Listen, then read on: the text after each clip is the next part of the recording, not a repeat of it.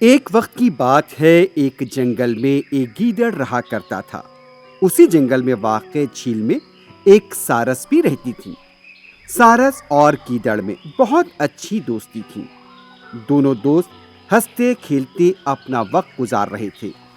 دونوں آپس میں بہت باتیں کیا کرتے تھے۔ ایک دن گیدڑ نے سارس کو اپنے گھر کھانے کی دعوت دی۔ سارس نے گیدڑ کی دعوت کو بڑی خوشی سے قبول کر لیا۔ مقررہ وقت پر سارس گیدڑ کے گھر پہنچ گئی۔ گیدڑ نے بہت ہی خوشبودار کھیر اپنی دوست سارس کو پیش کیا، مگر کھیر ایک تشتری میں رکھی ہوئی تھی۔ جب سارس کھیر کھانے کے لیے تشتری میں اپنی چونچ مارنے لگی تو وہ اس کی چونچ میں آ ہی نہیں رہی تھی۔ وہ بہت الجھن میں پڑ گئی اور مایوس بھی، لیکن کھیر کھا نہیں پا رہی تھی۔ یا اللہ، اس بیچاری سے تو کھیر کھائی نہیں جا رہی ہے۔ دیکھو میں کیسے کھیر کھاتا ہوں۔ یہ کہہ کر گیدڑ پوری کھیر چٹ کر گیا۔ سارس ناکام بھوکا پیٹ وہاں سے مایوسی کے عالم میں اپنی جھیل کی طرف لوٹ گئی۔ وہ کافی غصے میں تھی کیونکہ وہ کھیر نہیں کھا سکی۔ پھر ایک دن سارس گیدڑ کے پاس آئی اور کہنے لگی، میرے دوست، میں تمہیں دعوت پر بلانا چاہتی ہوں۔ گیدڑ بہت خوش ہوا، دعوت قبول کی اور سارس کے گھر پہنچ گیا۔ ادھر سارس نے گیدڑ کے سامنے ایک بڑی گردن والی سراہی میں بہت ہی خوشبودار چکن کا شوربہ پیش کیا۔ چکن شوربے کی خوشبو دیکھ کر گیدڑ کے منہ میں پانی آ گیا۔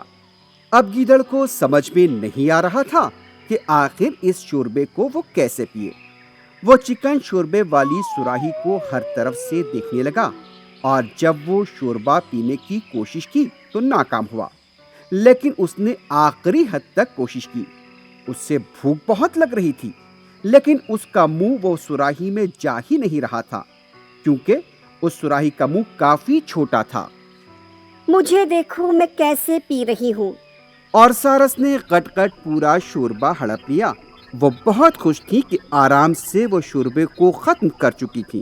ادھر گیدڑ غصے سے باہر ہو گیا اور کہنے لگا، میرے دوست، یہ تو ناانصافی اور ظلم ہے، مگر تمہیں اس کی ذری بھی پرواہ نہیں۔ ایسے برتن میں تم نے شوربہ رکھا کہ میں کیسے کھاؤں گا؟ اس پر سارس نے کہا، میرے دوست، یہ تو تم نے ہی مجھے سکھایا ہے۔ جب میں تمہارے گھر آئی تھی تم نے کھیر پلیٹ میں رکھ دی تھی اور مجھے بھوکا رہنا پڑا تھا، اور اب میں نے تمہیں سبق سکھانے کے لیے ایسا کیا۔ گیدڑ سمجھ گیا کہ اس نے جو کیا سارس نے بھی اس کے ساتھ ویسا ہی کیا، جیسی کرنی ویسی بھرنی۔ بچوں، یہ بات ذہن میں رکھنی ہوگی کہ دنیا میں کوئی سیر ہے تو اس کا سوا سیر بھی ہوتا ہے۔ Hi kids! Hope you like the video. Subscribe for more videos. Visit us in Facebook and Twitter. Thank you. Bye bye.